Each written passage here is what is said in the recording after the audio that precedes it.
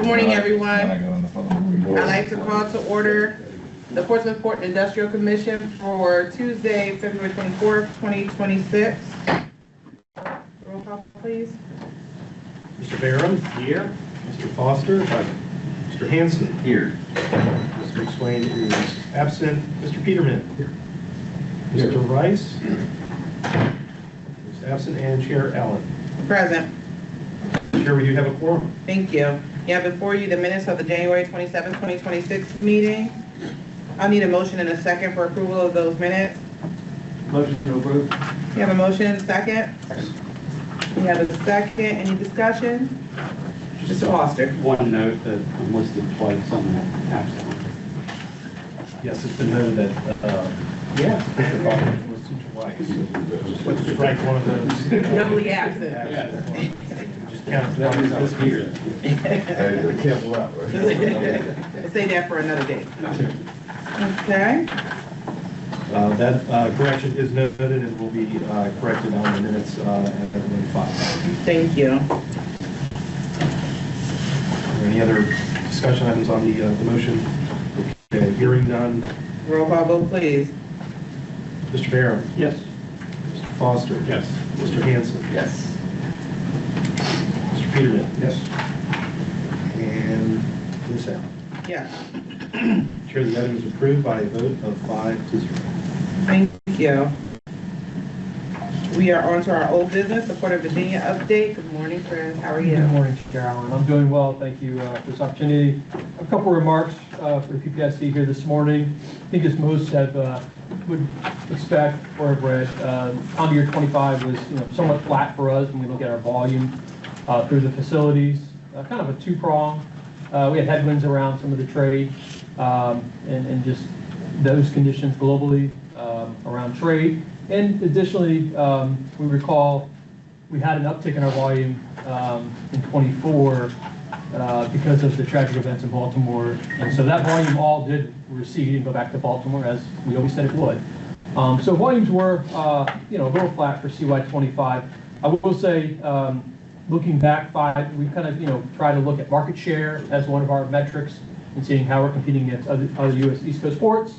I can tell you, looking over the past 5 years, which we all know, and you've heard me say, just the amount of disruption that's happened in the supply chain and how ports have grown and some have really grown. And looking at the Port of Virginia, I think you should feel proud and confident in our port in that, we are the second sort of fastest growing port on the U.S. East Coast after the past 5 years. So New York, New Jersey grew about 0.2 more than we did, but over that 5-year look back, we've grown more volume than Georgia, than South Carolina, than Baltimore from a percentage perspective. So that, again, something as we look at market share and maintaining and continuing to grow our market share, that's critically important. We're doing that here in Virginia at your port.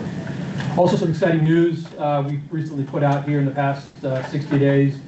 You may have read, but I want to make you aware that now the Port of Virginia does have 4 ultra-large container vessel berths, which means we could work 4 of these massive ships that we always talk about in a single time.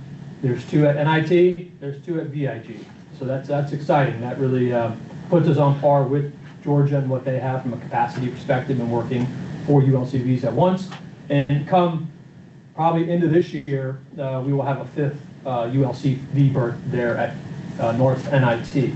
So again, these are all real positive trends for us as an overall harbor to demonstrate that we're big ship ready. And then finally, we are coming to the conclusion of the dredging.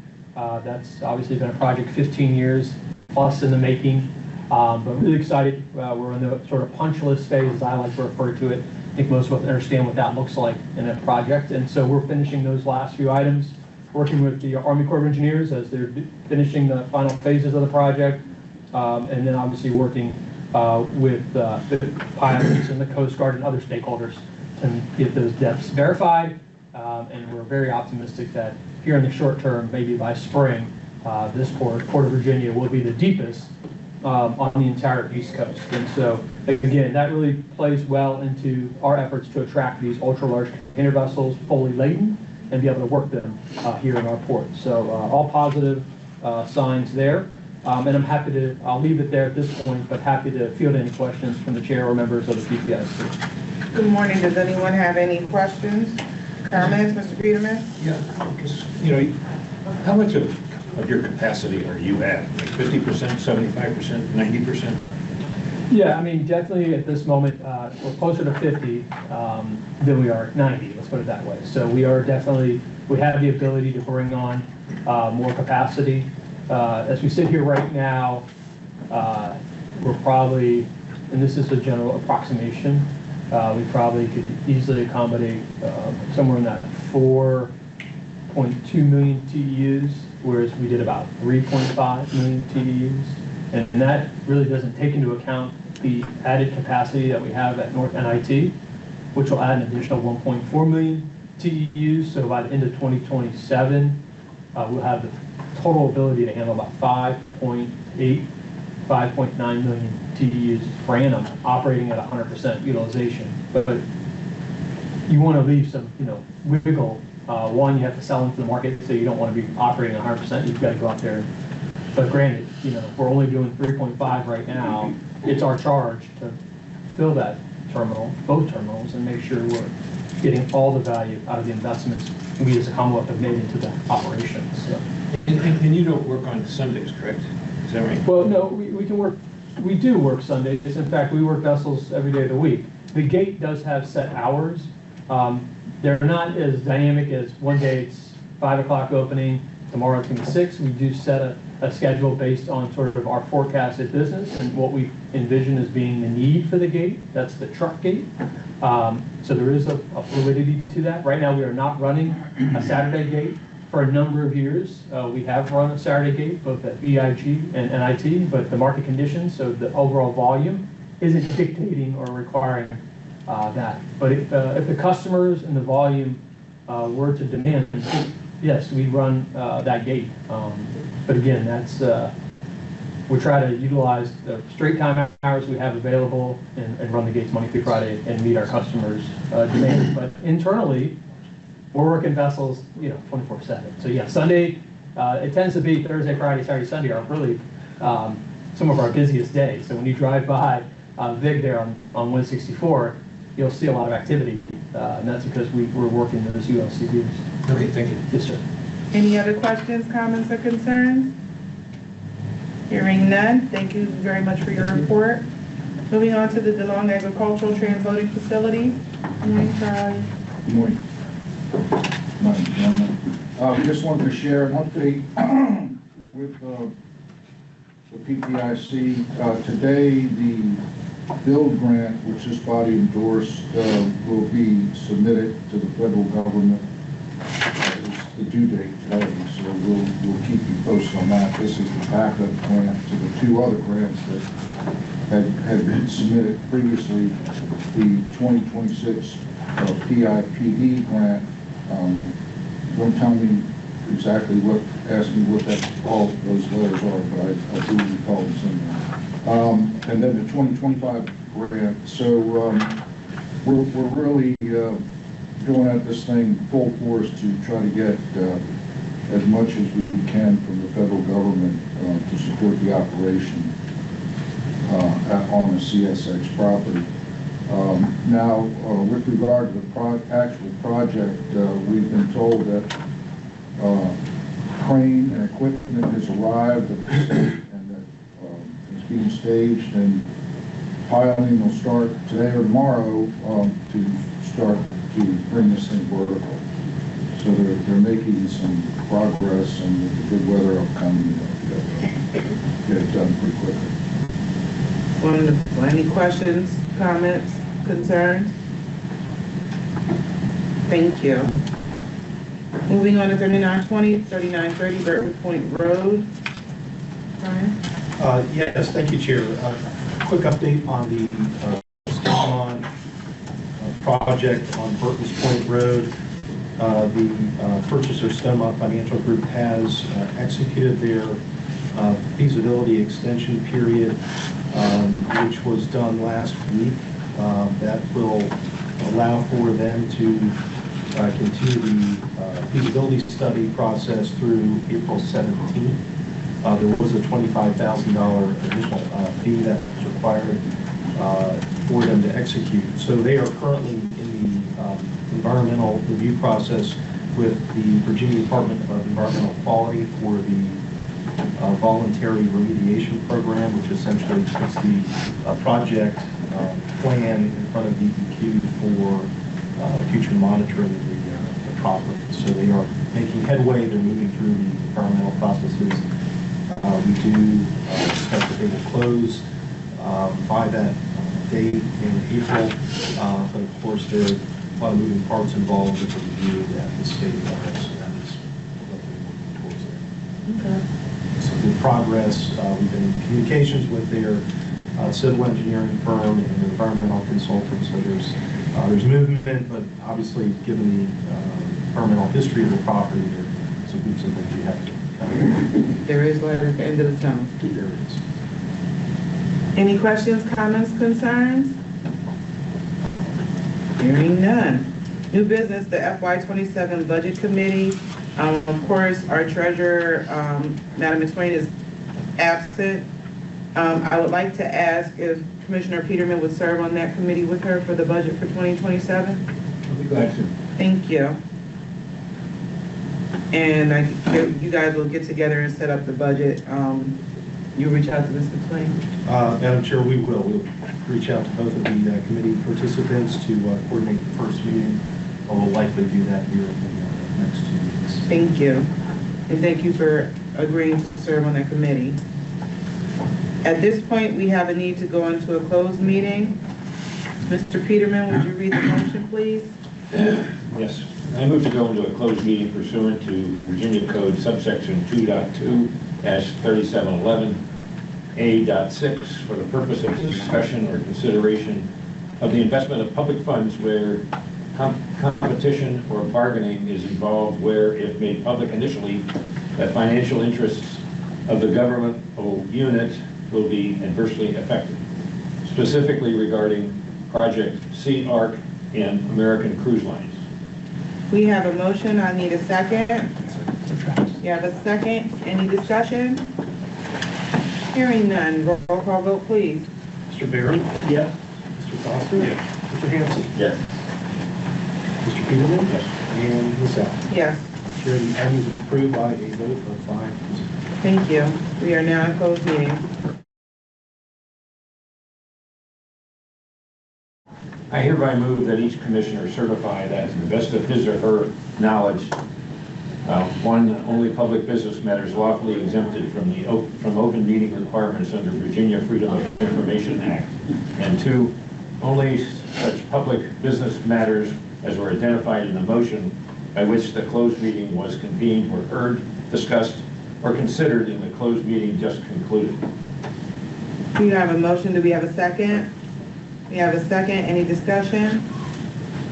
Hearing none. Roll call vote, please. Mr. Barron? Yes. Mr. Foster? Mr. Hanson? Yes. Mr. Peterman? Yes. And Ms. Allen? Yes. Chair, the item is approved by a vote of 5-0. Thank you. We have a need for a vote on the American Cruise Line financial contribution of up to $25,000 from the PPIC. What would the official motion be?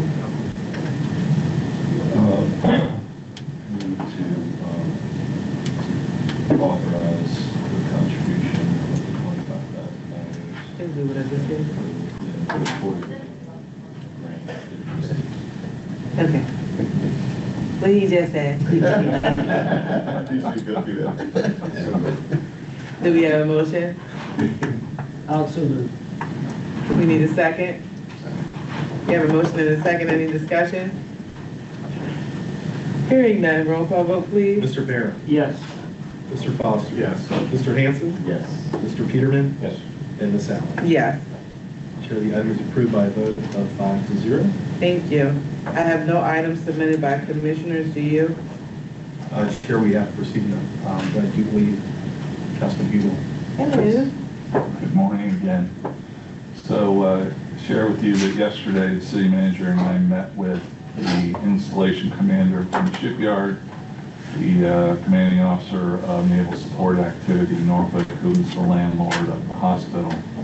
And the purpose of that meeting, to meet with them and their staffs, was to talk about the potential to collaborate on defense community infrastructure program grant funding for, it's MILCON to them, it's DSIP to us on our side of the boundary. So good discussion yesterday. They offered some insights into some of the things that they would be interested in pursuing.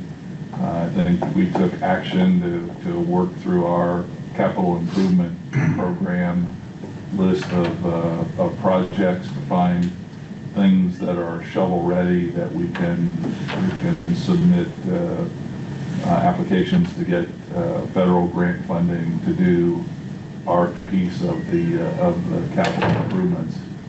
A couple other things that came out of that discussion. I mentioned to them our continuing interest to collaborate over at the Southgate Annex and looking for that opportunity.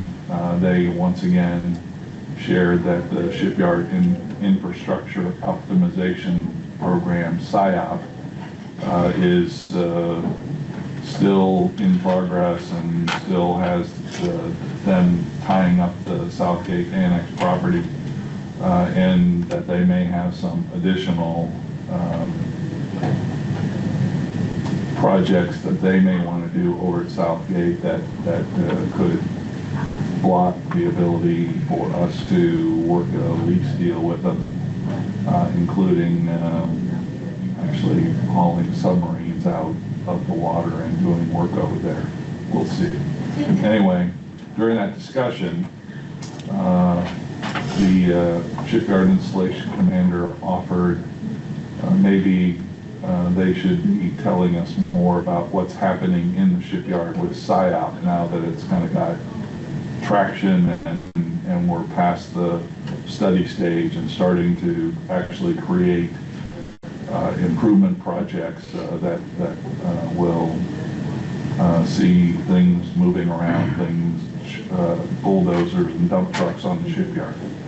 And so the city manager and I offered that we would be interested in hearing more, and suggested that we include the EDA and the PPIC membership in those briefings so that both boards can get some insight into what's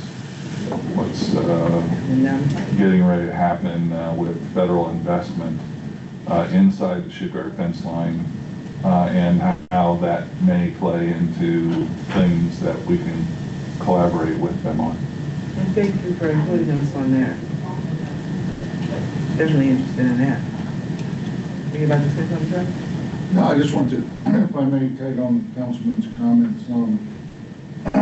With our membership and work with the Association of Defense Communities, we're sort of dovetailing ORUMPA's, everybody got that one, ORUMPA's work in the world of decision makers up in Washington. There's a 2026 Virginia Defense Forum here in the area, and happens to be in Norfolk, April 1st and 2nd, whereby we'll be exhibiting and interfacing with a lot of these decision makers that are going to be down from Washington that are influencers in this whole thing.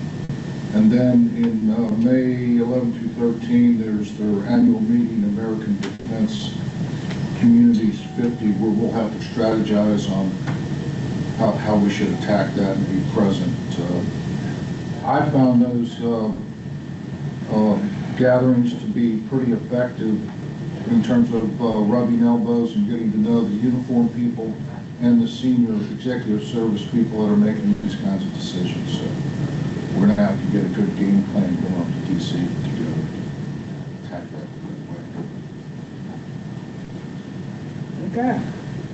And then one other comment. Absolutely. So I mentioned the last time we got together that Tidewater Community College was launching a new apprentice program at the Skilled Trades Academy. That announcement was made last Thursday, and so stand by for more opportunity, but really good opportunity for Portsmouth people to go get trained with TCC helping to make connections to employers so that the apprenticeship program launches people into careers. So all good. Thank you. Report back, Brian. Madam Chair, I've got 2 items to share this morning. The first is a follow-up on some conversations we've been having about workforce development, and that is that our office, Portsmouth at Work, our workforce development program, led by Leo Akajobi, who's here this morning, we're going to be working to schedule a workforce development roundtable with industry here. We likely hold that actually here in this room within the next 60 days. This has been talked about, but there's really a need to get a working group together, established here in the city, to connect industry with both our public school system, higher education, as well as city departments. So we are going to be working to do that. We would like to have the participation of at least one member of the PPIC in that meeting. So if you're willing to volunteer, we'd love to have you there for that. We also had a conversation with the the superintendent of the public school system, Dr. Bracy, during the City Council Public School retreat this past Saturday. And Dr. Bracy committed to participating in that meeting as well. So we will be working to coordinate calendars. We should be standing that up. That will be a recurring meeting and working group. So we'll likely try to get together quarterly to have continuing conversations about preparing our youth and residents for careers in all the business opportunities that are presenting themselves. So that was the first update. The second is we've got some staffing changes to report. A new face in the room, and then regarding a familiar face that you all know well. First, I'd like to introduce our newest employee, Maya Keplinger. She is our new business development specialist. She joined our office just last week. So she will be taking a lead on a number of marketing and communication initiatives, but also working from a business retention standpoint with our existing business community to ensure that we're engaged with them. So excited to have Maya on board. She brings a lot of talent. She was previously employed with the City of Norfolk's Economic Development Office, and we're excited to have her again with us. The next is a kind of a bittersweet announcement, and that is Autumn Bailey, our Senior Business Development Specialist, who's going to be leaving us to take a job in Baltimore here in the coming weeks. So we'll be losing Autumn. She's been with us for several years now and has really helped to make Portsmouth a destination in the Hampshire region for startups, entrepreneurs, and small business. And we're going to miss having her here. She's done a number of things to create some programs and initiatives, but she is leaving to pursue a new, exciting opportunity in the Charm City. So Autumn, thanks for everything that you've done for us while you've been here, and we know we've got a friend in Baltimore the next time we're up there. Crab cakes on you. We already had her out for Orioles tickets.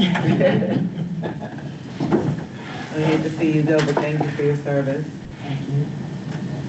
And those are the only updates we had. Thank you. Okay. Round robin, anyone have any questions, comments, concerns? Mr. Peterman. Can I just ask that maybe on the agenda for our next meeting that we have an update on the Vision 2030 and maybe on the Crawford Bay initiative as well? Absolutely. Yes. Any other questions, comments, concerns?